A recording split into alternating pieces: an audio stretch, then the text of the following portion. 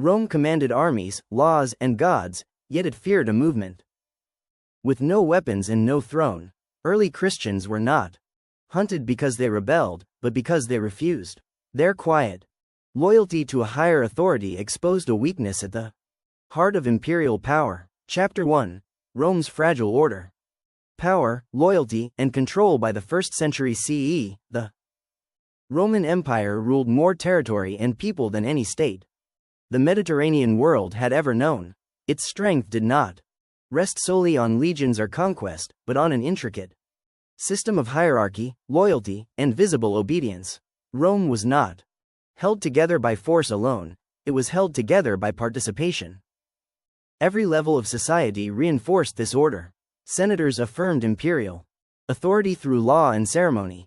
Local elites governed cities in Rome's name. Ordinary citizens demonstrated loyalty through public rituals, festivals, and sacrifices that honored the gods believed to protect the state. Stability depended on everyone knowing their place and performing it publicly. The emperor stood at the center of this system. After Augustus, imperial power was framed not merely as political leadership, but as the guarantor of peace, prosperity, and divine favor. To respect Rome was to respect the emperor.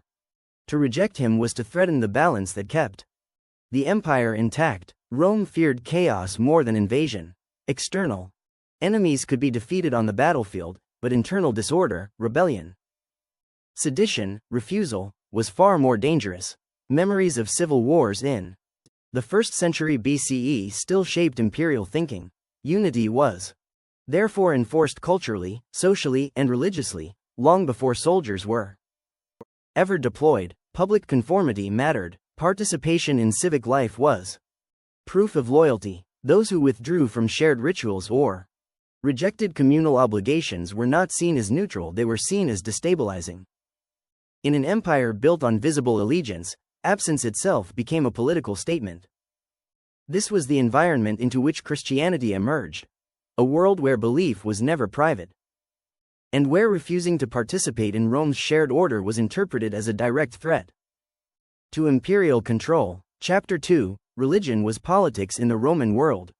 In the Roman Empire, religion was not a matter of private conscience. It was a public responsibility, inseparable from politics, law, and civic identity. To honor the gods was to protect the state. To neglect them was to endanger everyone. Roman religion centered on ritual, not belief. What mattered was not what one believed internally, but what one did publicly. Sacrifices, processions, and festivals were performed to maintain Pax Deorum, the peace between Rome and its gods. This divine harmony was believed to guarantee military success, agricultural stability, and social order. As the empire expanded, Rome absorbed foreign gods with ease. New cults were tolerated, even welcomed, as long as they did not disrupt public life. And participants continued to honor Rome's traditional rituals. Religious plurality was acceptable, refusal was not. Emperor worship sharpened this system, beginning with Augustus and formalized over the 1st century CE. Honoring the emperor's genius or divine spirit became a civic act. It was not always framed as worship in the modern sense, but as loyalty expressed through sacrifice. To burn incense before the emperor's image was to affirm allegiance to Roman authority. Refusal carried political meaning. Those who declined to sacrifice were not accused of heresy. They were accused of impiety and disloyalty.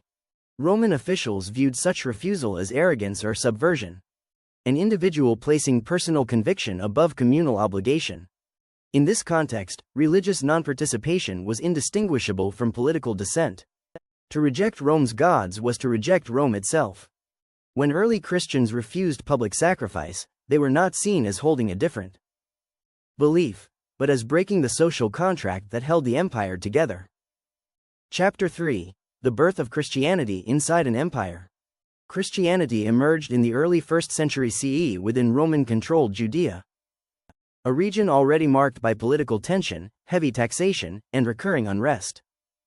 Roman authority was enforced through governors, client kings, and military garrisons, while local populations navigated the pressures of imperial rule alongside deeply rooted religious traditions.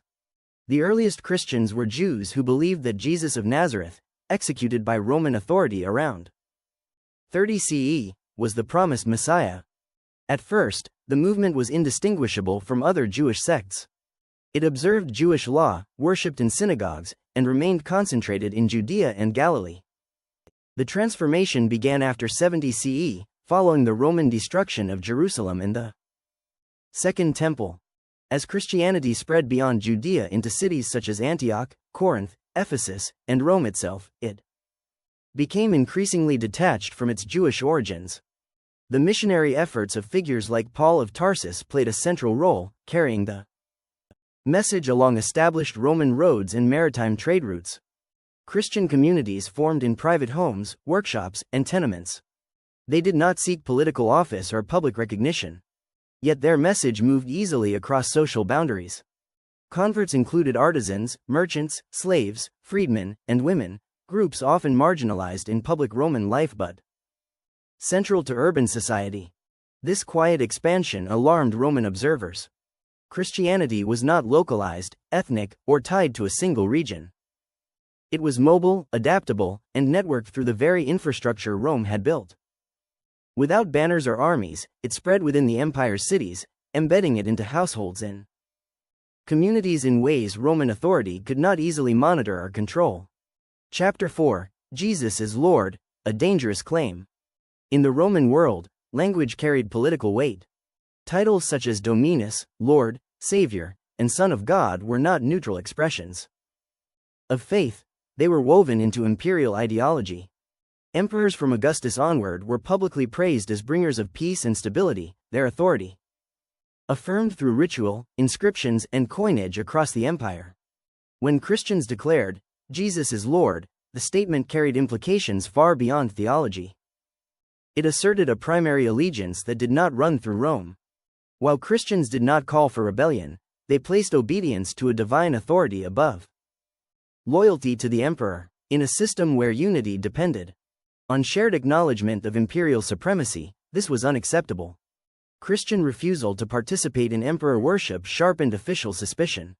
They would not burn incense before imperial images, swear oaths by the emperor's divine spirit, or participate in festivals that honored him. Roman administrators interpreted this not as personal devotion, but as defiance. The issue was exclusivity. Romans could honor many gods, Christians insisted on one. This refusal to compromise set them apart from every other religious group in the empire. As Pliny the Younger reported to Emperor Trajan around 112 CE, Christians stubbornly persisted in their refusal to sacrifice, even under threat of execution. From Rome's perspective, the danger lay not in Christian violence, but in Christian loyalty. Allegiance redirected, even silently, was still allegiance withdrawn.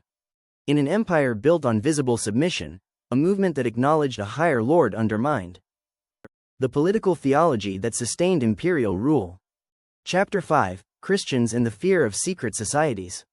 Roman authorities were deeply suspicious of private associations. Unauthorized gatherings, known as collegia illicita, were often restricted or banned, especially in urban centers.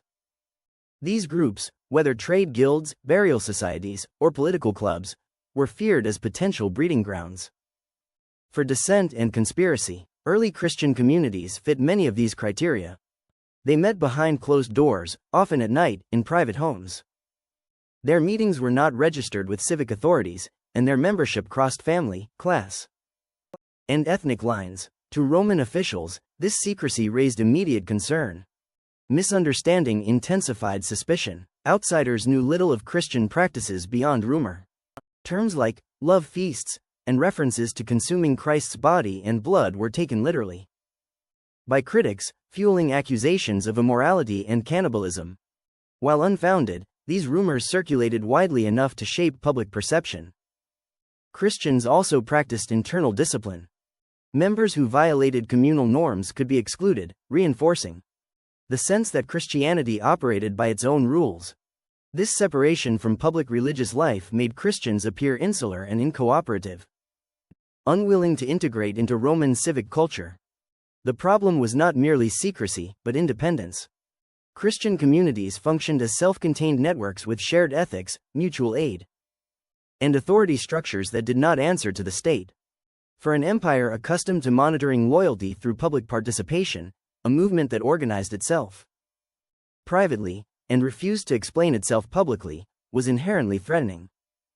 Rome did not see a harmless religious minority. It saw an unregulated association operating beyond its oversight, bound by allegiance to something Rome could neither command nor control. Chapter 6: A community that ignored class, status, and power. Roman society was rigidly hierarchical. Status was defined by birth, citizenship, wealth, and gender. And these distinctions governed every aspect of public life.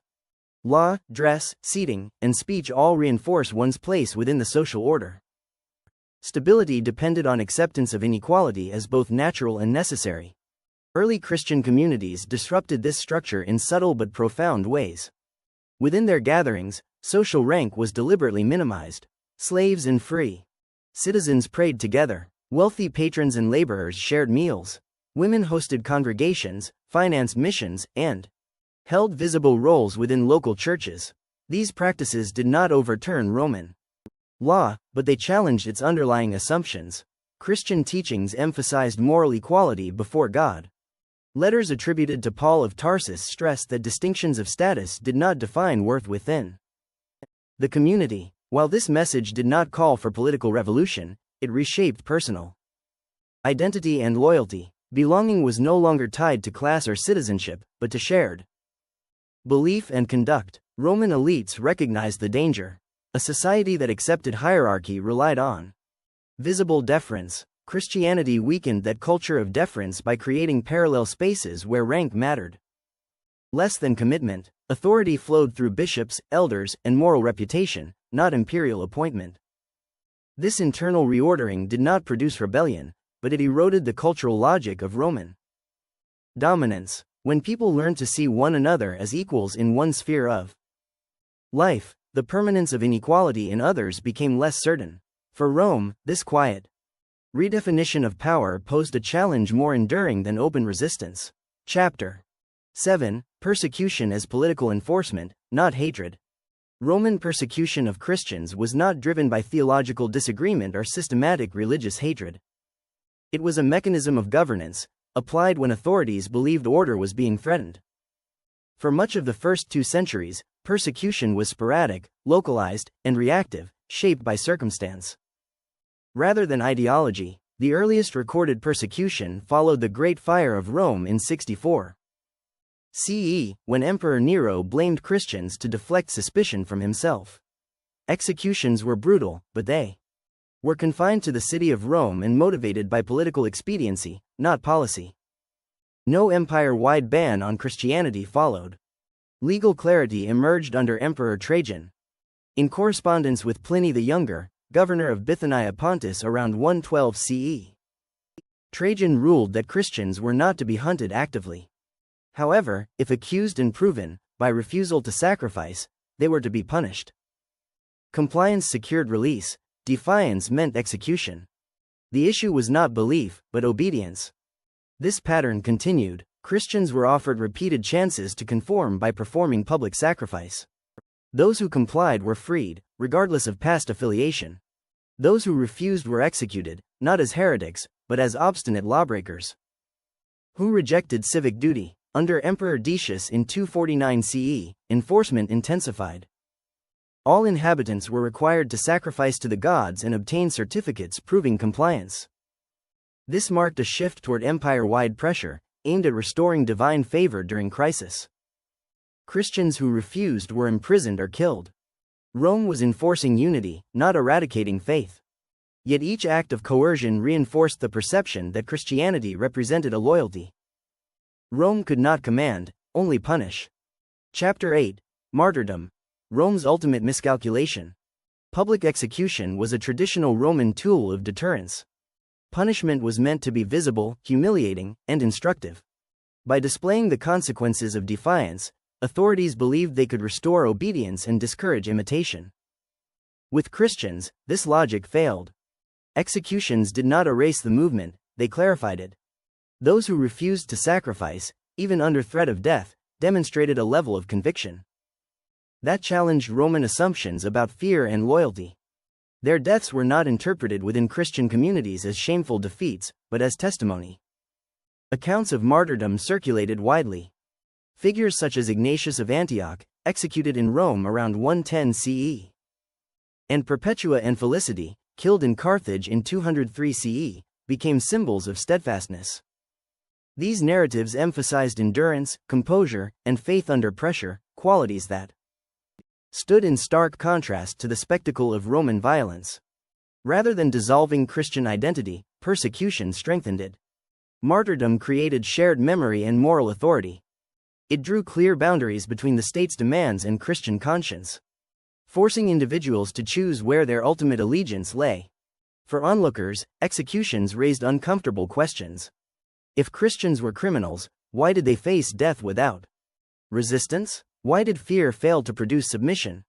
Roman power relied on public compliance. Martyrdom exposed its limits. By turning punishment into proof of conviction, Rome inadvertently amplified the message it sought to suppress. Violence confirmed that Christianity demanded total allegiance, and that some were willing to die rather than surrender it. Chapter 9. From Threat to Transformation. By the early 4th century, Christianity had survived nearly 3 centuries of pressure, exclusion, and periodic violence. It remained illegal, occasionally persecuted, and officially marginalized, yet it was no longer small.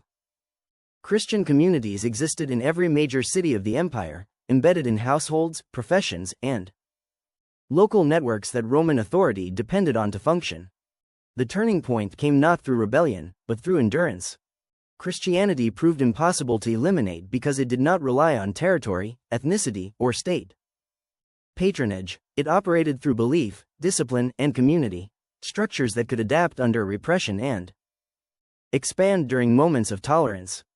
The Great Persecution under Emperor Diocletian, beginning in 303 CE, represented Rome's final attempt to enforce religious unity through systematic coercion. Churches were destroyed, scriptures burned, clergy imprisoned. Yet even this empire-wide campaign failed to restore conformity. Within a decade, enforcement collapsed. In 312 CE, Constantine emerged victorious from a civil war and soon aligned himself with the Christian God. The Edict of Milan in 313 legalized Christianity, restoring confiscated property and granting legal protection. This shift was not sudden conversion alone, it was recognition of a social reality Rome could no longer suppress. Christianity had moved from perceived threat to stabilizing force. Its internal discipline, moral framework, and networks of loyalty now appeared useful to imperial authority rather than dangerous. What Rome once feared as subversive had proven durable. A movement built without weapons had endured the empire's full weight, and emerged reshaping the very structure of power that tried to destroy it. Rome failed to destroy Christianity not because it lacked force, but because force was never the center of the conflict. The empire understood power as command, visibility, and obedience.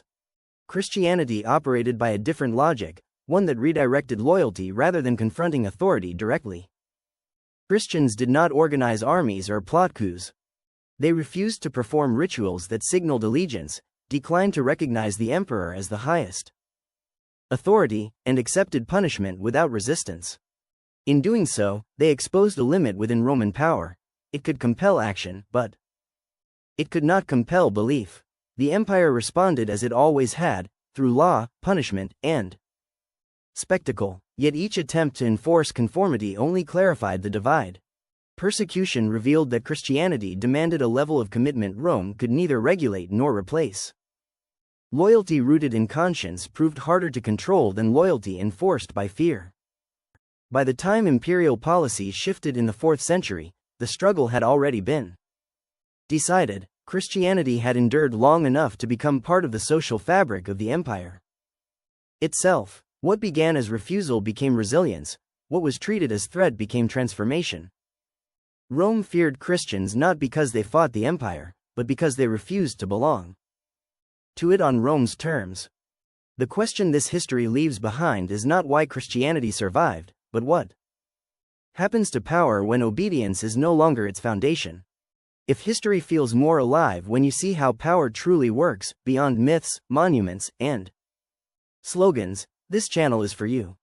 Subscribe to explore real events, real consequences, and the hidden mechanics that shaped empires, beliefs, and human loyalty across time.